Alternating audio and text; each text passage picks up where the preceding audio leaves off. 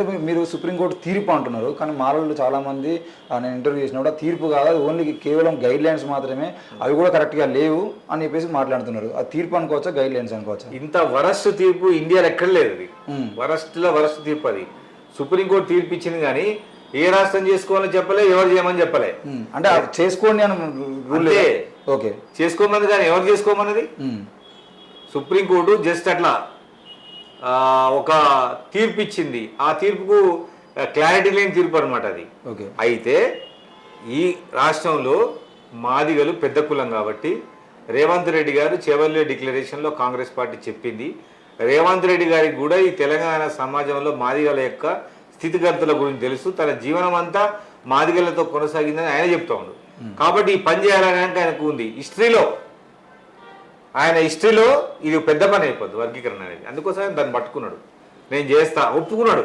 Okay, అది అందరిని ఒప్పించుకొని చేసుకునే బాధ్యత ఆయన పైన, ఆ పని ఆయన చేస్తాం కూడా నేను నమ్ముతున్నా. అంటే ఉన్న 15% రిజర్వేషన్లో 12% రిజర్వేషన్ మాదిగలకే రావాలని సామాజిక న్యాయం ఎట్లయితే అట్లా పెంచాలి కదా రిజర్వేషన్ని. ఆ డిమాండ్ లేదు కదా ఇప్పుడు. డిమాండ్ వాళ్ళు చేయాలి. ఎవరు? ఇప్పుడు మేము వర్గీకరణ అడుగుతున్నాము, మా మాల సోదరులు రిజర్వేషన్ పెంచమని డిమాండ్ చేయాలి. వాళ్ళు బాగుండేది. అది లేదు, వర్గీకరణ వ్యతిరేకిస్తున్నారు కానీ ఎస్సీ రిజర్వేషన్ పెంచమనట్లేదు. అప్పుడు అందరికి వస్తుంది. ఎస్సీ రిజర్వేషన్ పెంచాలని మాలలో ఎందుకు కొట్లాడాలి? ఇప్పుడు మాలా మాదిగలు ఇద్దరు కలిసి కొట్లాడితే రిజర్వేషన్ పెరుగుతుంది కదా. మేము అంటున్నాం కదా, ఎస్సీ రిజర్వేషన్ పెంచాలా, ఏబిసిడ్లుగా పంచాలి. ముందు నుంచి చెప్తున్నాం డిమాండ్ మేము 10 ఏళ్ళ నుంచి. కదా వర్గీకరణలో కొత్త దండవరం మేము అన్నాం కదా, ఎవరు తెలుస్తలే అది. 12% జిల్లాల వర్గీకరణ అన్నాం. అసలు ఎంఆర్పిఎస్ అనే సంస్థ ఒక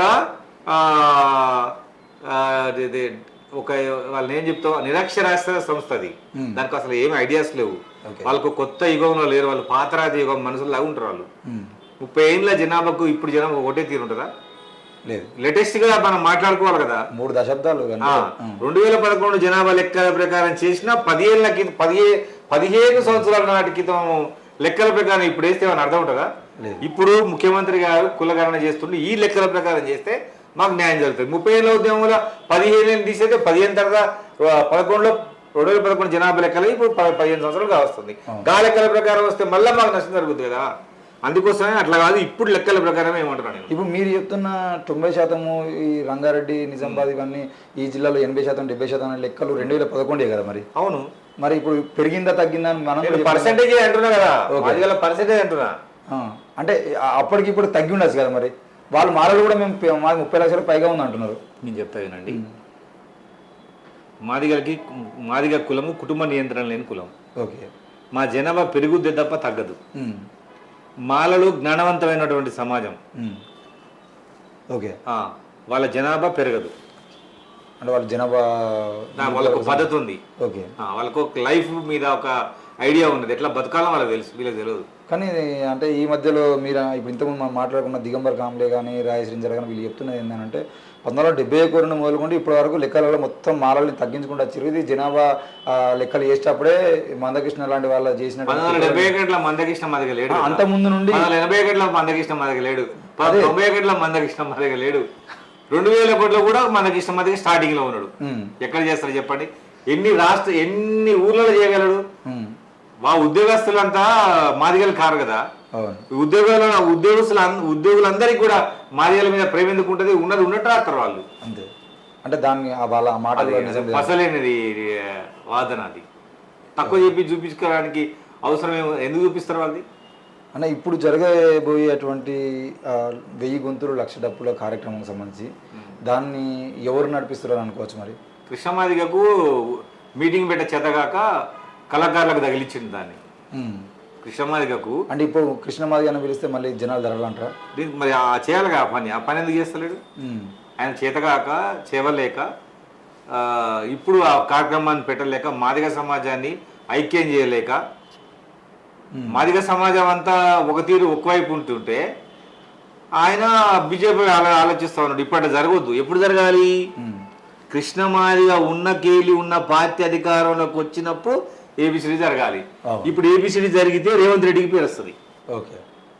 పార్లమెంట్ అసెంబ్లీలో బిల్లు పెట్టిన నాయకుడికి వస్తుంది 100%. రేవంత్ రెడ్డికి రావద్దు. రేవంత్ రెడ్డికి వస్తే ఆయన ఎవరు మాదిగ సమాజం రాదు. అది కోసం ఇప్పుడు జరగనీయకుండా వచ్చే ఎన్నికల్లో బీజేపీని గెలిపించి ఆయన చేయించుకోతారు అనమాట. అంటే మీరు ఇంతకుముందు అన్నదేమో ఆ పాత ఎంఆర్పిఎస్లో ఉన్న వాళ్ళందరూ నిరక్షరాస్యులు అన్న కామెంట్ చేసారు. కానీ ఈరోజు మన Osmania principal arts college principal కాశీమన్ లాంటి వాళ్ళు కూడా శరత్ చమర్ నలిగంటి లాంటి అన్న వాళ్ళు కూడా సీనియర్ ఉద్యమకారులు ఇప్పుడు అన్నతోనే కలిసి కలిసి పని చేయడం వేరు, సపోర్ట్ చేయడం వేరు, మద్దతు తెలపడం వేరు. వాళ్ళు ఎంఆర్పిఎస్ కాదు. కాసిం గారు ప్రొఫెసర్, ఆయన ఉద్యోగస్తుడు. నలిగంటి శరత్ చమర్ ఆయనకు సంఘం ఉంది. అంటే వీళ్ళు ఎంఆర్పిఎస్ కాదు కానీ అంటే మీరు ఇంతకుముందు వాళ్ళ ఉద్యమాలకు అవును. ఇప్పుడు ఎంఆర్పిఎస్ లో చదువుకున్న వాళ్ళు లేరు ఇప్పటికీ. నేను చెప్తున్నా అది నిజం. నువ్వు ఎక్కడ నువ్వు అడుగు. ఉత్తరం రాయని వాళ్ళు, పేపర్ చదివిన వాళ్ళు ఉంటారు సంఘం వల్ల. మరి అదే కామెంట్ రాజేష్ రేంజర్ లాంటి వాళ్ళు చేసేదంటే మీరు ఎట్లా కామెంట్ చేస్తారు? మందకృష్ణను చదువుకున్నాడే ఉద్యమాలు చేయాలని రూల్ లేదు కదా? ఏం లేదు. నేనేమంటున్నంటే కృష్ణమాది గారిని నేను తప్పుపడుతున్నా ఏ విషయంలో. ఇప్పుడు ఉన్నటువంటి లేటెస్ట్ ట్రెండ్కి అనుగుణంగా మన డిమాండ్ ఉండాలి.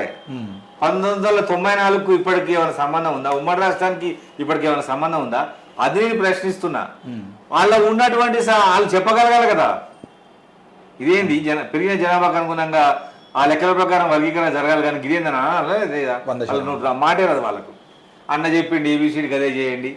ఏబిసిడిలో ఏ కులం ఉంది, ఏబిసిడిలో ఉన్న ఏబిసిడిలో ఉన్నటువంటి ఏలో తెలంగాణలో అసలు 90% ఆ కులమే లేదు. అవును. డీలో ఆ కులమే లేదు. ఆది ఆంధ్ర డీలో ఆ కులం లేదు. మరి ఏమైనా అర్థం ఉందా? అందుకోసం టైటిల్లోనే తప్పు ఉంది. కాబట్టి నేనేమంటున్నానంటే ఏలో మాదిగ ఉపకులాలన్నింటినీ పెట్టాలి. అవసరమైతే 2 ఉపకులాలలో పెట్టాలి. మాదిగ మాల. ఇంకొకసారి తెలంగాణలో ఒక కులం యొక్క భోజనము, ఒక కులం యొక్క దాన్ని వచ్చే రిజర్వేషన్ ఒక ఫలాన్ని కూడా ఇతర కులం తినొద్దు. ఓకే. ఎవరిది వాళ్ళకే, మళ్ళీ పంచాయతీ జరగొద్దు. అందుకోసమనే శాస్త్రీయబద్ధంగా వర్గీకరణ జరగాలి. ఒక్కసారి మళ్ళా మా కోసం 3 వర్గాలుగా ఒకవేళ ఉపకులాలన్నింటినీ ఏలో పెట్టి, మాదిగల్ని బీలో పెట్టి, మాలని సీలో పెడితే ఏ రకంగా పంచమంటారు? అర్థం కాలేదు. పంపకాలు ఏ రకంగా చేయాలంటారు? అదే జనాభా నిష్పత్తి ప్రకారం. ఎట్లా అంటే ఒక కులానికి 1% రిజర్వేషన్ రావాలంటే 4 లక్షలు ఉండాలి. అవును. సో ఒకవేళ ఎస్సీ ఏలో ఉన్న కులాలు 4 లక్షలు ఉంటే వాళ్ళకు 1% ఇవ్వండి. ఎస్సీ డిలో 4 లక్షలు ఉంటే వాళ్ళకు కూడా అదే ఇవ్వండి. బీకి ఎంత బీకి ఇవ్వండి, సీకి ఎంత అంత ఇవ్వండి. అదే నేను చెప్తున్నాను లెక్కలు. కొత్త దండోర ఉద్యమం ప్రకారం మీరు మాదిగలో చేయాలన్నారు కదా. నేను అనేది ఎస్సీ వర్గీకరణలో కొత్త దండోర అంటే 12% రిజర్వేషన్ ఇవ్వాలి మాదిగలకు.